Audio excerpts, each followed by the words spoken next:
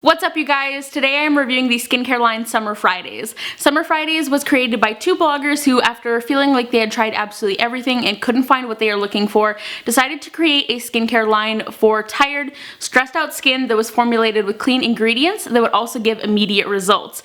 Brand review sounds really intensive, especially considering the fact that Summer Fridays only currently has 3 face masks, so hopefully this video is going to be on the shorter side. I mean, you guys can see the timestamp. Don't hold me accountable for that because you guys know I can talk about skincare forever.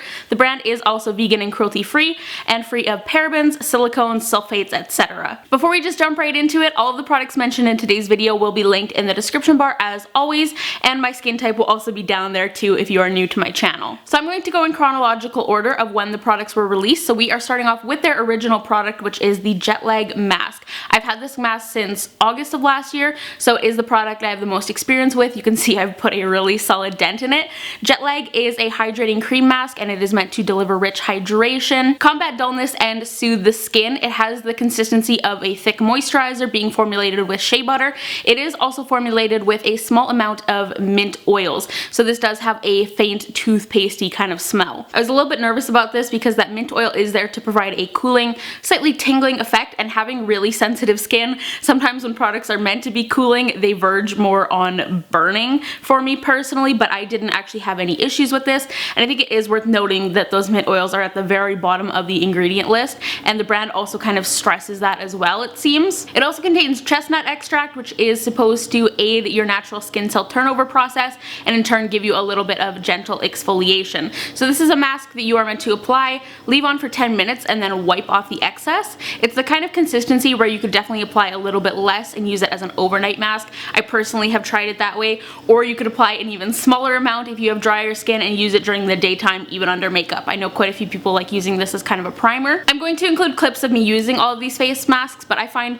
when I use it and I wait 10 to 15 minutes, a good majority of the mask has absorbed, but being more on the combo oily side, I do like to go in with a lightly dampened face cloth to remove it, just because I find even when I do that, it leaves a fair bit of residue on my skin. So especially if I'm using it in the morning time. I've really been upping my retinol usage lately, which I will talk about in an upcoming video, but retinol tends to be a little bit drying for the skin, so I've been reaching for a lot lately and it's been doing a great job keeping my skin balanced and preventing that dryness from happening. It is also formulated with ingredients like hyaluronic acid and vitamin E, and as the name would imply, it is a good mask to bring with you when you are traveling. In general, I personally love bringing any type of cream mask with me when I'm going to be flying, so I can use it immediately when I arrive at my destination or get home, just to kind of combat that moisture loss and keep my skin from getting dehydrated, or even if I've just been on like a long car trip. I brought it on every trip I've been on since I got it and I've really enjoyed having it. I find it particularly effective for depuffing, and you can actually use this mask closer to your eye area, which is something I really love in a face mask. So whether your face is puffy from traveling or if you've been crying, this is a good product to reach for some instant gratification. I know when I cry, my entire face swells, like even my lips get puffy, my eyes, it's just disastrous, and I use this after crying for literally like 24 hours straight. My face looked awful, and it really immediately kind of brought down that swelling and made my face look normal again. I think that's primarily what sets this apart from other cream masks I've tried. I naturally immediately compare this mask to two of my other holy grail face masks, and those are the Glossier Moisturizing Moon Mask and the Clarins Hydra Quench Cream Mask.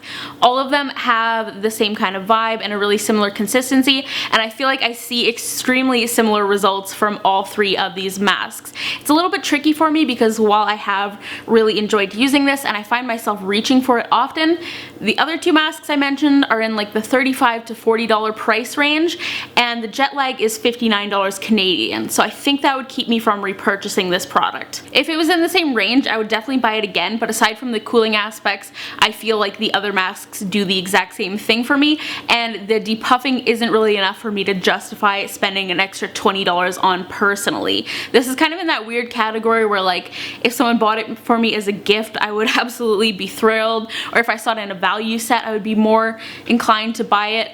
And I actually do have a backup of this if you saw my face mask declutter, because Summer Fridays did send me another one, and like I'm definitely going to use up both of them. I will say that this is my favorite mask from Summer Fridays and the one I would probably most highly recommend, and if I didn't know about those more affordable dupes for this product, I would definitely repurchase it, and I think it is worth trying if you want to. Just get a sample if you can. I mean, It's always a good way to go. So next up is the Overtime mask. This is their clarifying exfoliating pumpkin mask. The main purpose of this mask is brightening and decongestion. I was really excited about this one because I love pumpkin just in general, but also in skincare because it does contain powerful exfoliating enzymes. If you've seen my video all about the different forms of exfoliation, then you would know that I personally really like enzymatic exfoliation because it just works really well for me and my kind of acne prone skin. Pumpkin also is rich in vitamins A, C, and K as well. However, in this mask, they've also added a fairly abrasive physical exfoliant. They use ground apricot seed powder, which they do say is going to be a more mild and gentle alternative to other exfoliants, but in this mask in particular, it's quite gritty and the particles seem very large. I don't know about you guys, but when I hear powder, I expect a very fine, micro exfoliating, buffing type of texture, but this mask is really quite the opposite. So with this mask, you're supposed to apply a layer, massage it into the skin for 50 seconds, and then wait 10 minutes before rinsing. If you like pumpkin, then you're gonna love the smell of this. The base of the mask is actually quite nice. It's kind of this like creamy, like pumpkin pudding kind of consistency, but then there are these exfoliating particles in it, which you will see in the clips of me applying it. I personally prefer to not massage the mask in when I'm applying it because the pumpkin enzymes are already very stimulating for my skin. I experience a mild tingling for the first few minutes when I have this mask on, and it's kind of like in between a tingling and a cooling sensation. So adding that kind of manual exfoliation at the beginning on top of that is a bit much for my skin. I've also used the Peter Thomas Roth pumpkin enzyme mask as well as the Banish pumpkin mask, and I do experience a similar tingling sensation with both of those, although those do both contain a chemical exfoliant as well, but the tingling isn't like an irritating sensation. It doesn't concern me or anything like that. Also, I do take extra care when I'm removing it to not rub it in to my skin, as you will see. This mask is very invigorating and stimulating once again. It really gets the blood flowing and increases your circulation, which is a good thing because that does promote cell regeneration. It can boost your collagen production, etc. If you're new to my channel, I get red really easily, like even if I'm just touching my skin, but I think you guys can see in the clips of me removing it here that my skin is a little bit extra rosy. Once again though, that's from the circulation. It's not like an irritation thing. In general though, I would not recommend this mask if you do have sensitive skin.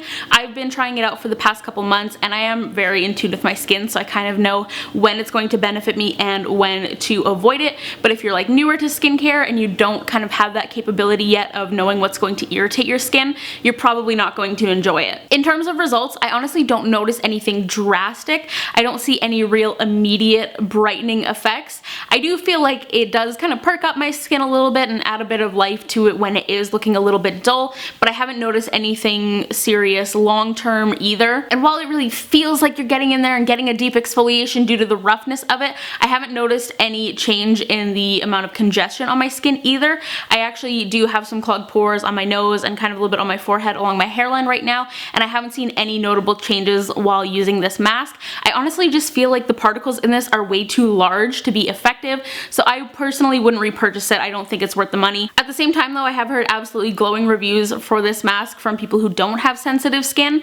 Honestly, I wish they would have just kept this an enzyme mask and left out the physical exfoliation, because I feel like the pumpkin on its own would do the trick, and honestly so many more people would be able to use this product if that were the case. The final mask from Summer Fridays is their R&R mask. I wanted to mention a really quick side note about the packaging. As I'm sure you've already noticed, all their masks do come in this metal paint tube style packaging, and I just wanted to add that I really enjoy that. It's really travel friendly, it's not messy, you're not dipping your fingers into jars, etc, etc. But anyways, this mask really surprised me.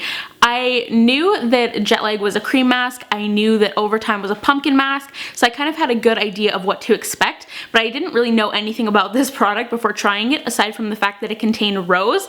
And let me just tell you, this product is unique to anything I've ever tried. This mask also has physical exfoliating granules, but they're suspended in this clear, balmy oil base. Now, the granules in this product are rose flower powder. Once again with the powder thing, we will touch on that in a moment, but it's just so bizarre to look at. Like seriously, the first time I squeezed it out, I was like, what is this? Because it's not like any other product I've seen. When you look at it up close, all of the granules are different, like they're different colors and sizes, and it's kind of like when you look at sand up close and you see all the different little bits. It's really interesting. Honestly though, that's not the best thing with a skincare product, because when you are exfoliating, you want consistency and you want uniformity, so you get an even exfoliation.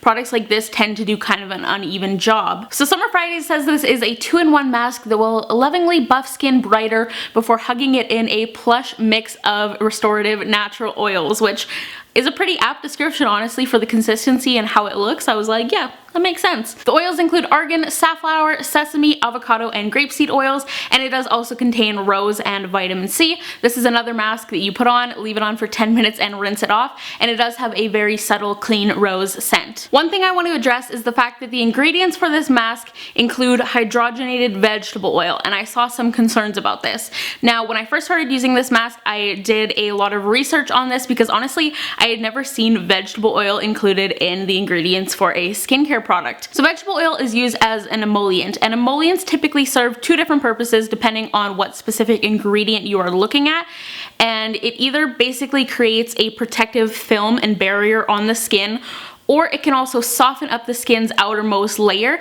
to help other products and other oils penetrate better.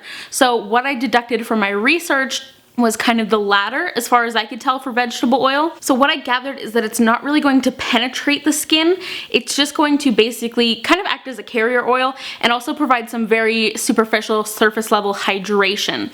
It is also, however, a 3 on the comedogenic scale, 5 being the highest, 1 being the lowest, so it's kind of smack dab in the middle. Honestly, if you know more, please chime in the comments down below because I don't know everything.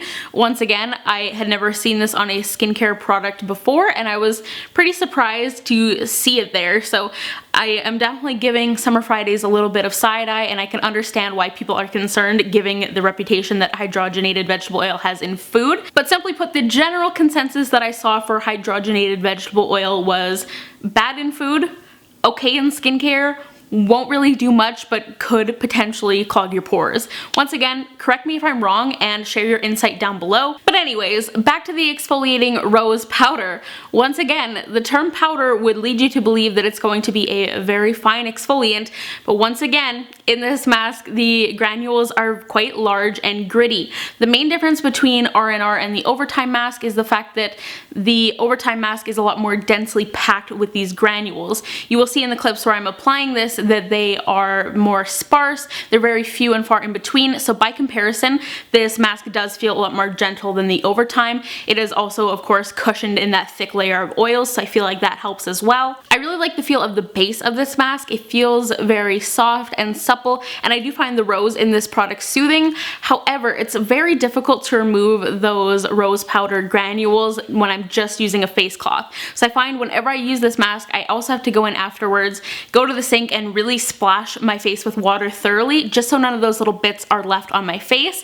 And sadly, I feel like doing this removes any of the kind of leftover oils that would be sitting on your skin and keeping your skin hydrated. My skin does still feel adequately hydrated, like it feels better than if I just washed my face and hadn't applied a face mask, but it loses that nice kind of dewy quality that the mask gives you by having to work so hard to remove it, and I seriously cannot get rid of all the little granules just by wiping it off with a face cloth. I have to go in and splash it off. It's just kind of weird, and I know I'm a broken record, but once again, I feel like this mask would be so much better without the physical exfoliation, or at the very least if the rose powder was finely milled and not these large uneven chunks. The oils in this mask are the best part of it in my opinion, but due to the way it's formulated, unfortunately you don't get to reap the benefits of that. I really don't dislike this mask, but once again, coming in at $68 Canadian, I just don't think I like it enough to repurchase it. To summarize, this is kind of a tricky review for me because I feel like this video is going to come across so much more negative than I had imagined in my head, when in reality I have enjoyed trying the products, but there just seems to be something odd with each individual mask that is holding it back from being a truly great skincare product, and I feel like they could improve immensely from a few small tweaks. Also for me, it's a little bizarre because it kind of feels like Summer Fridays has released 3 masks that are all meant to target the same concerns, just in different ways. Like I know tired, stressed out, fatigued skin is kind of their brand and everything, and the formulas and everything do vary, but it feels like a lot of dullness, roughness, dullness, roughness, dullness, roughness over and over again, and I would be really interested to see the brand diversify their products a little bit more. I want radiant and even skin tone more than anything,